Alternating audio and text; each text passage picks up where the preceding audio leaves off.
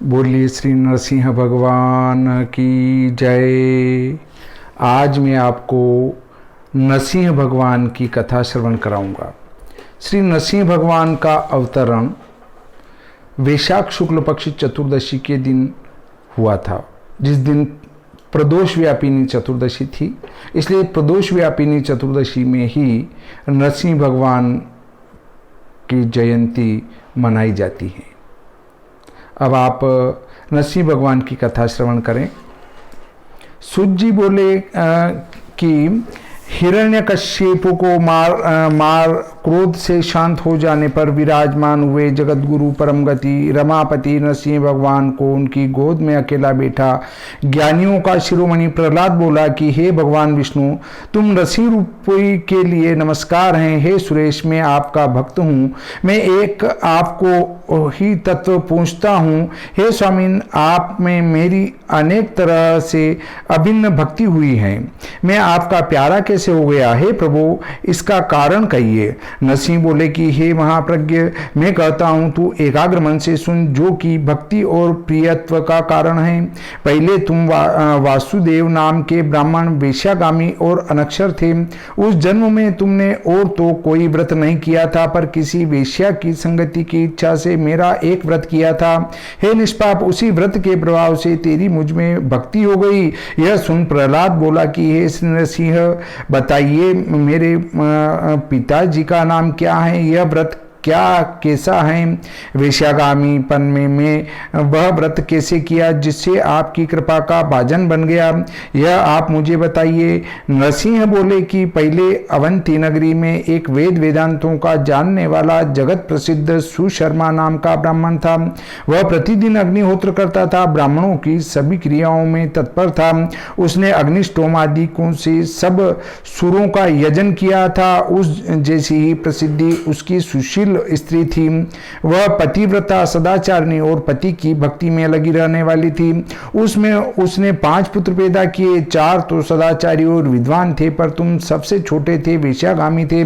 उस वेश्या के मने करने पर भी तुम शराब पीते।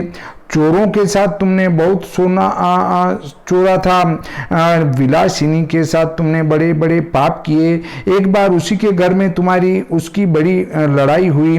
उसी लड़ाई के प्रभाव से तुमने यह व्रत किया अज्ञान से था, पर मेरा वह उत्तम व्रत किया गया पूरा। जब वह तुम्हें रात को न मिली तो जागरण भी किया। इस व्रत के प्रभाव से तेरे समान उसका दूसरा प्यारा नहीं हुआ। उसने भी अनेकों भोगों को छोड़कर रात में जागरण किया। इस व्रत से स्वर्गवासी देवता भी प्रसन्न हो जाते हैं। उसकी तो चलाई ही क्या, सृष्टि के लिए पहले ब्रह्मा ने यह श्रेष्ठतम व्रत किया। इसी के प्रभाव से वह चराचर रच सके। त्रिपुर के मारने के लिए शिव ने इस व्रत को किया। इसी के महात्म्य से वह त्रिपुर को मार सके। हे निष्पाप, और भी बहुत से ऋषियों और राजाओं ने इस व्रत को किया। हे इसी व्रत के प्रभाव से वे सब सिद्धि पा गए।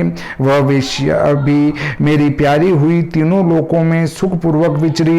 इस प्रकार यह मेरा व्रत संसार में प्रसिद्ध है। यही व्रत लड़ाई के कारण विलासिनी से हो गया। हे प्रहलाद, उसी से मेरे में तेरी यह अपूर्व भक्ति हुई। धूर्ता विलासिनी ने मेरे व्रत का दिन जान लड़ाई कर ली, उसी से मेरा व्रत कर दिया। वह वेश्या तो अनेकों भोगों को भोग कर अप्सरा हो गई, कर्म बंधन से छूट गई, अंत में मुझ में लई हो गई। आप मेरे शरीर से पृथक होकर कार्य के लिए रहते हैं। आप अपना काम खत्म करके जल्दी ही मुझ में मिल जाएंगे।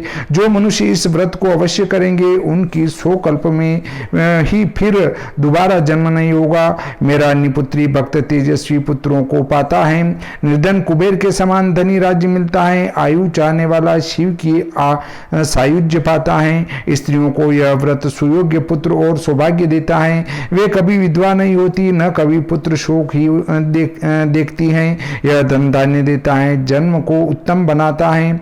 उन्हें पहले चक्रवर्ती का सुख होकर पीछे दिव्य सुख होता है। जो जो स्त्री पुरुष इस उत्तम व्रत को करते हैं मैं उन्हें भक्ति मुक्ति के साथ उत्तम सुख देता हूँ। हे वत्स, इस व्रत के बहुत सा फल करने में क्या है? मेरे व्रत के फल को करने की न मुझ में शक्ति है, न शिव ही कर सकते हैं। चारों मुखों से ब्रह्मा भी करने लग जाए तो भी वह महिमा की अवधि नहीं पा सकता। प्रहलाद बोला कि हे भगवान, आपकी कृपा से यह उत्तम व्रत सुन लिया।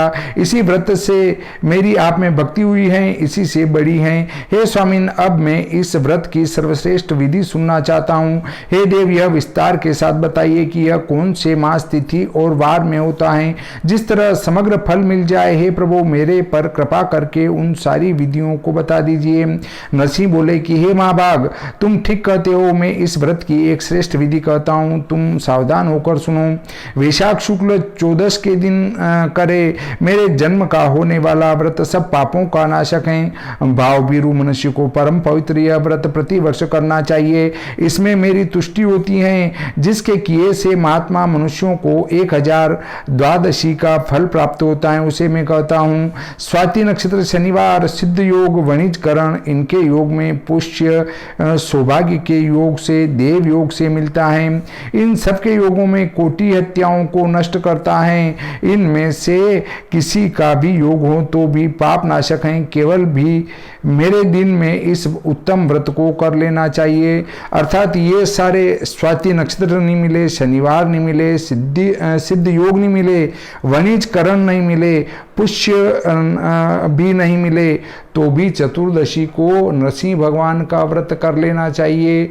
वो चतुर्दशी कौन सी? वैशाख शुक्ल पक्ष की प्रदोष व्यापिनी चतुर्दशी हों। बिना किए जब तक चांद सूरज रहते हैं तब तक नरक जाता है। जो कलयुग में पाप की प्रवृत्ति बढ़ेगी तो सभी धर्म नष्ट होते चले जाएंगे, इसमें संदेह नहीं है। पर इस व्रत के प्रभाव से दुष्टों के हृदय में भी भक्ति हो जाएगी। ऐसा विचार कर माधव मास में तो अवश्य करना चाहिए एवं दातुन करके नियम करना चाहिए। हे नरसिंह, आप बड़े उग्र हैं, मेरे पर कृपा करिए। अब मैं आपका व्रत करता हूँ, उसे निर्विघ्नता के साथ पूरा कराइए। यह नियम का मंत्र है। समग्र फल चाहने वाले व्रती को पापियों का साथ न करना चाहिए, न झूठी बात ही बनानी चाहिए, स्त्री और दुष्टों से बातें न करनी चाहिए। इस मेरे पवित्र दिन में केवल मेरे ही रूप को याद आनी चाहिए। इसके पीछे मध्याह्न के समय नदी आदि के निर्मल पानी में, ग्रह में अथवा देवखात बावड़ी में वैदिक मंत्रों से स्नान करके मृत्तिका, गोमय और आंवलों से रत्नों से सब पापों के नाशक महान्यायों के साथ स्नान करके पवित्र वस्त्र पहनकर नित्य कर्म करने लग जाए। पीछे घर आ भक्ति योग से मुझे याद कर गोबर से लीप कर अष्टदल कमल बनावे। तांबे के कलश को वहां रख रत्न डाल, उस पर ब्रीही गेहूं का भरा बांस का पात्र रख दे। उस पर विधि पूर्वक सोने की मूर्ति लक्ष्मी जी के साथ स्थापित करे। एक पल आधे व आधे के आधे की अपनी शक्ति के अनुसार कृपणता छोड़कर बनवानी चाहिए। पंचामृत से स्नान कराकर पूजन करे। सदाचारी, जितेंद्री, शांत, दांत, निर्लोभ ब्राह्मण को बुला उसे आचार्य बनावे। उसी के कथा अनुसार विधि पूर्वक पूजा करे। एक मंडप बनाकर उसे फूलों के गुच्छों से सुशोभित करना चाहिए। स्वस्थ चित्त से ऋतुकाल के फूलों से पूजे। वेद मंत्रों से 16 उपचारों से पूजन करे। पवित्र पौराणिक मंत्रों से भी विधि पूर्वक पूजा करनी चाहिए। हे नरसिंह परमेश्वर, आपकी प्रसन्नता के लिए कुमकुम मिरा हुआ दिव्य शीतल चंदन देता हूँ। इससे चंदन दे। हे प्रभु, काल के पुष्प तथा तुलसी अदिश देता हूँ। हे देवेश, लक्ष्मी के साथ ग्रहण करे। तेरे लिए नमस्कार है, इसमें पुष्प दे। हे जगतपते श्री नरसिंह, काले अगुरु मिली हुई धूप आपकी तुष्टि के लिए देता हूँ।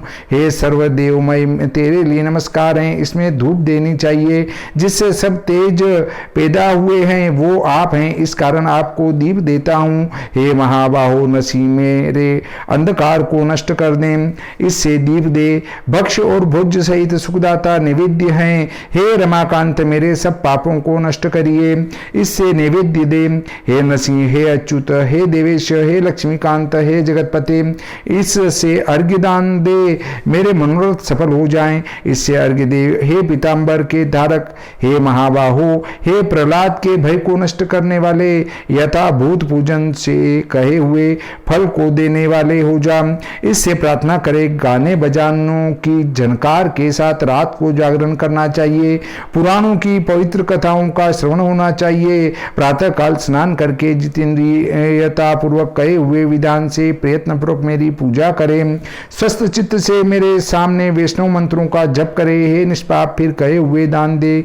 दोनों लोगों को जीतने की इच्छा से सुपात्र ब्राह्मणों को मुझ संतोष करने वाला सोने का सिंह देना चाहिए। फल चाहने वालों को गो, भू, तिल और सोना देना चाहिए। सप्तधान्यों और रुई के वस्त्रों सहित शैया देनी चाहिए। शक्ति के अनुसार और भी चीजें देनी चाहिए। कई हुए फलों को लेने की इच्छा हो तो क्रमणता न करनी चाहिए।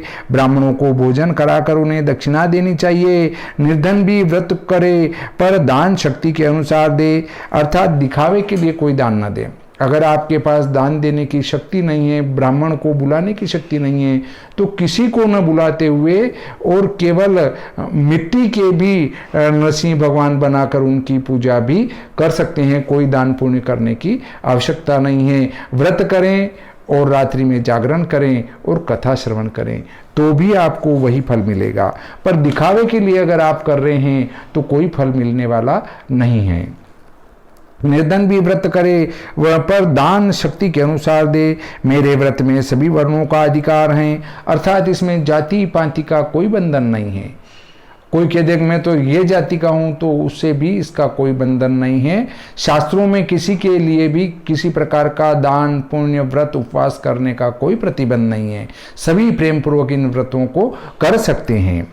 मेरे उन अनन्य भक्तों को जो मेरे में लगे हुए हैं उन्हें यह व्रत अवश्य करना चाहिए। मेरी कृपा से उनके वंश में कोई दोष नहीं होगा। मेरे वंश में जो मनुष्य आ गए हैं वे तत्व प्राप्ति में लग जाएं। हे देवेश, आप उनका संसार सागर से उद्धार कर देना। पातकों के समुद्र में डूबे हुए व्याधि दुख रूपी पानी के बीच में बसने वाले जीवों से दबाए गए मोह और दुख को प्राप्त हुए मुझे हे शेष शाहीन, हे जगत के स्वामीन, अपने हाथ का अवलंब दे दीजिए। हे नरसिंह, हे रमाकांत, हे भक्तों के भयों को नष्ट करने वाले, हे क्षीर सागर में बसने वाले, हे हाथ में चक्रवाल वाले, हे जनार्दन, हे देवेश, इस व्रत से मुक्ति और भुक्ति देने वाला हो जा। इस प्रकार प्रार्थना कर विधि पूर्वक देव का विसर्जन कर दे। आचार्य के लिए सभी उपहार आदि दे दे। दक्षिणा से संतुष्ट करके ब्राह्मणों का देवताओं का विसर्जन करे और ब्राह्मणों को भक्ति पूर्वक अपने घर के लिए पहुंचाए। मध्याह्न काल में संयुक्त होकर बंधुओं के साथ भोजन करे।